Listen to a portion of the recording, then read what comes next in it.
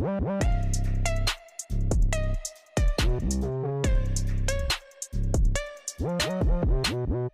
days of Noah.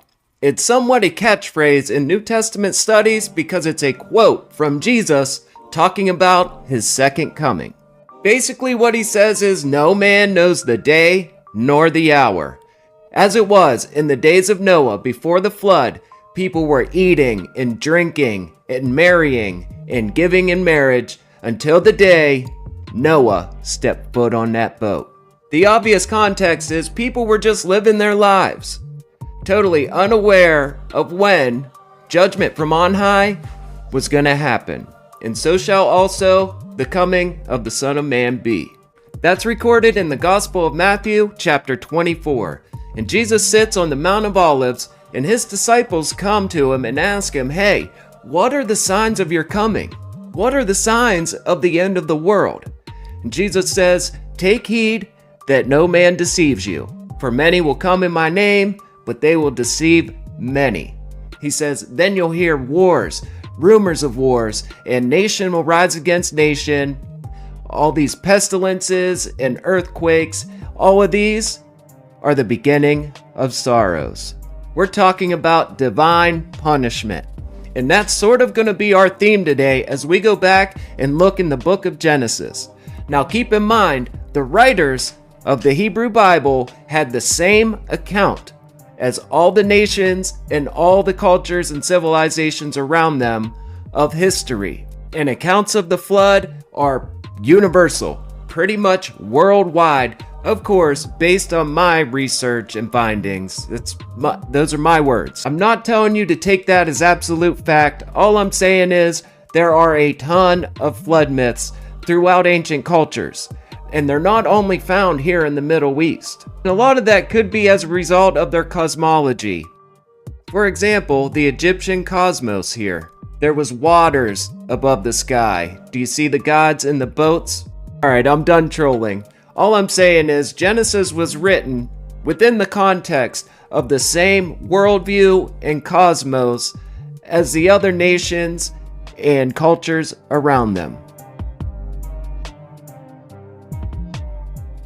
So the days of Noah, right before the flood, right here in Genesis 6, it talks about when men began to multiply on the face of the earth and daughters were born unto them, that the sons of God came down and married them and procreated with the daughters of men, and they birthed great giants.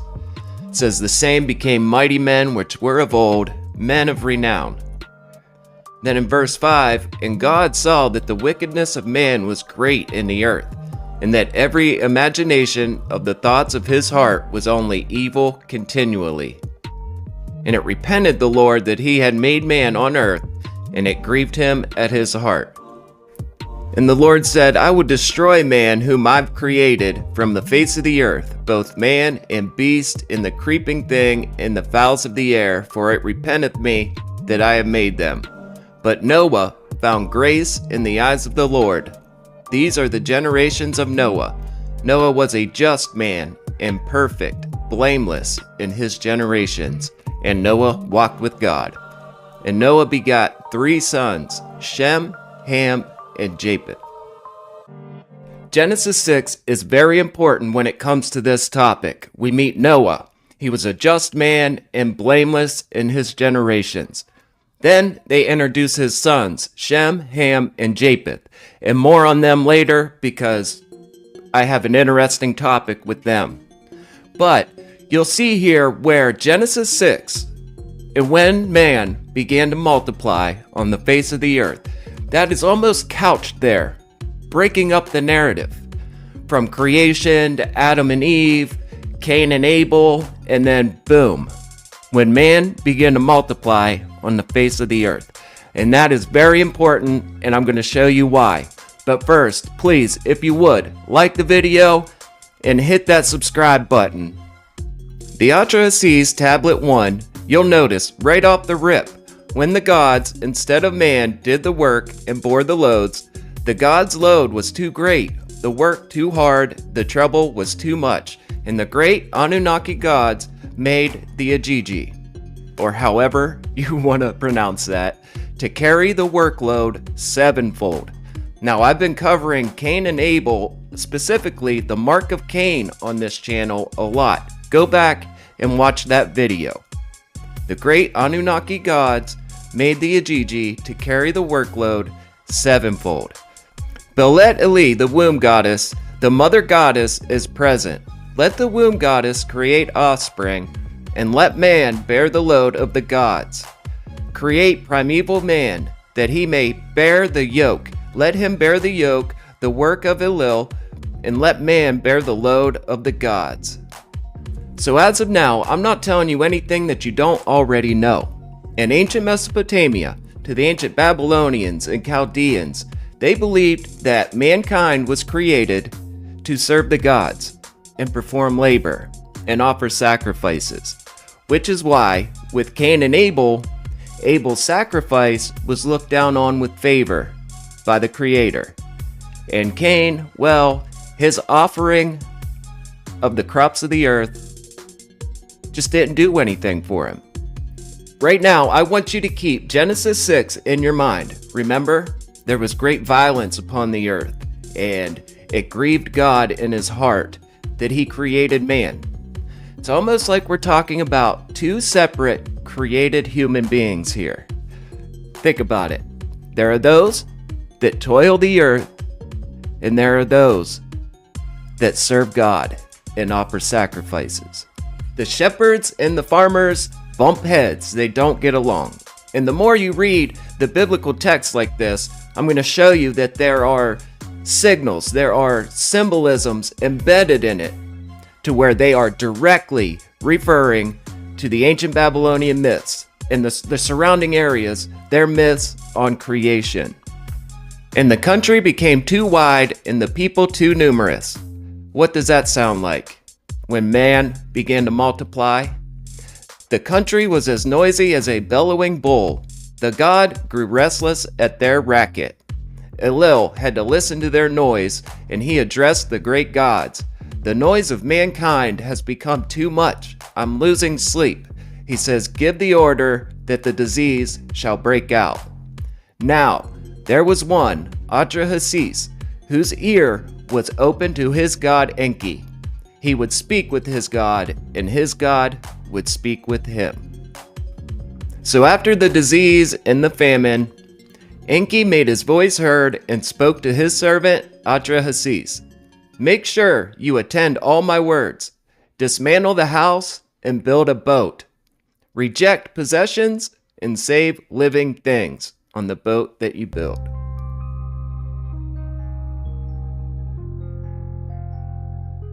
And Noah did according unto all that the Lord commanded of him. And Noah was 600 years old when the flood of waters was upon the earth. And Noah went in, and his sons, his wife, his sons' wives, with him into the ark, because of the waters of the flood. And it came to pass, after 7 days, the waters of the flood were upon the earth. In the 600th year that Noah was alive, the flood waters came. 600 years, less than 600 passed. In the 600th year of Noah's life, and they put 600 in there twice, deliberately. And what they're saying is, we theologically are in direct opposition from the Babylonians and the Chaldeans and what they're saying. You go over to Mesopotamia, you're going to hear that man was created by the gods to be slaves. No, this is the truth. We were created in the Garden of Eden to be a part of the assembly, to be with God, the sons of God, in his family. We disobeyed, then we were banned and sent to the earth to till the ground, because they want you, the reader, to understand that very point. And I want to drive that point home because of what I'm about to talk about. Take, for instance, the book of Revelation. You have the 7 churches, the 7 angels, the 7 trumpets. All of this is just embedded with heavy symbolism. And it's really hard to actually point down, narrow down exactly what this specific symbolism is referring to. It's chaotic. When you read the book of Genesis, you understand that these are signals and they're symbolizing other religious texts or ideologies. Without the outside context, it's very hard to understand what's being written down and what symbols go with what ideologies and what is actually being said, what is being put out there. Take, for instance, the mark of the beast. It'll be on their forehead and on their right hand. I've seen entire books written about it'll be chips in your hand, in which I'm not saying that that's wrong because, who knows? It's a very old text. But in my opinion, looking at other contexts from within the Bible, that means on their thoughts and on their hands, their actions, thoughts and actions. With that being said, let's take a look at Noah and his sons. Of course, after the flood, it's a brand new world, same old curse. Genesis 8, verse 20, And Noah built an altar unto the Lord, and took of every clean beast, and every clean fowl, and burnt offerings on the altar. And the Lord smelled a sweet savor, and the Lord said in his heart, I will not again curse the ground any more for man's sake. For the imagination of man's heart is evil from his youth, neither will I again smite any more every living thing as I have done. Genesis chapter 9, and I want you to check out this symbolism here because it directly relates back to Cain and Abel. He says, I will require the blood from every man and every beast. Whoever sheds man's blood, by man his blood shall be shed.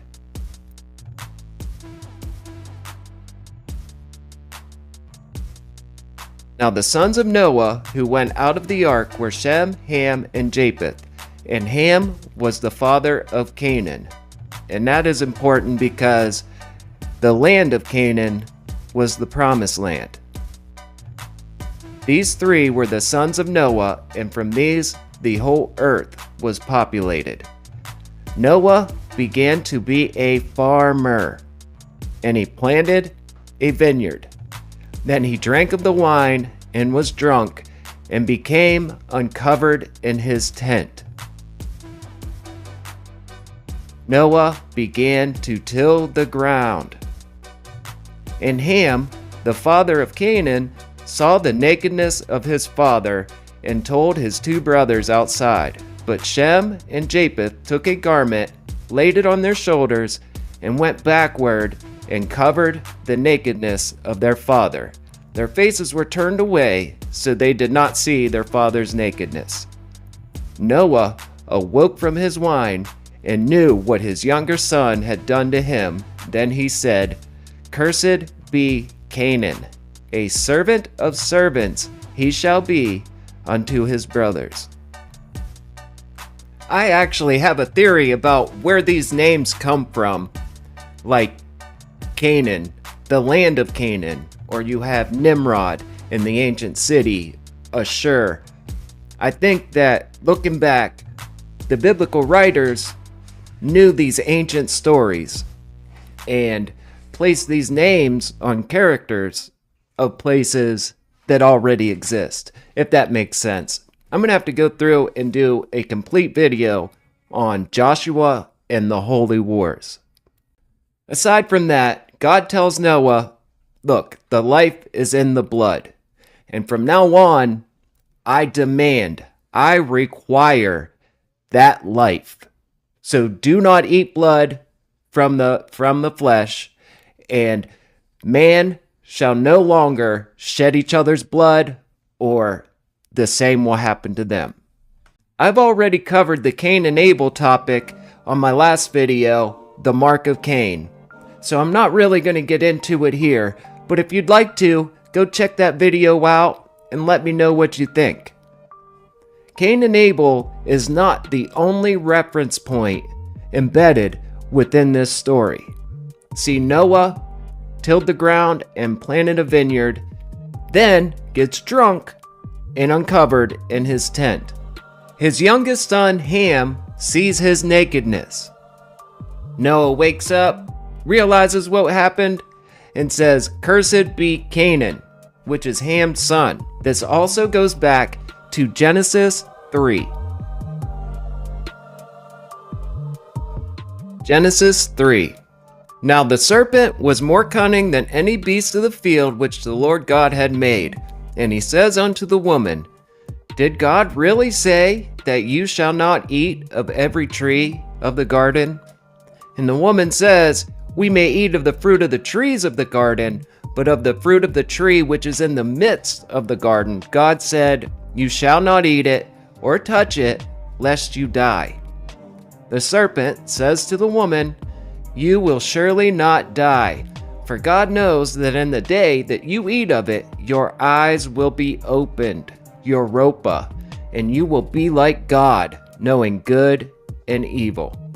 So when the woman saw that the tree was good for food, it was pleasant to the eyes, and a tree desirable to make one wise, she took of its fruit and ate. She also gave to her husband with her. She ate, then the eyes of both were opened, and they knew that they were naked. So they sewed fig leaves together and made themselves coverings. And they heard the sound of the Lord walking in the garden in the cool of the day. And Adam and his wife hid themselves from the presence of the Lord among the trees of the garden. Then the Lord God called to Adam and said to him, "Where are you?" So he said, "I heard your voice in the garden, and I was afraid because I was naked, so I hid myself." So God says, "Who told you you were naked? Did you eat of that fruit?" And from there, the curse was commenced. God drove man out of the Garden of Eden to till the ground from whence he came.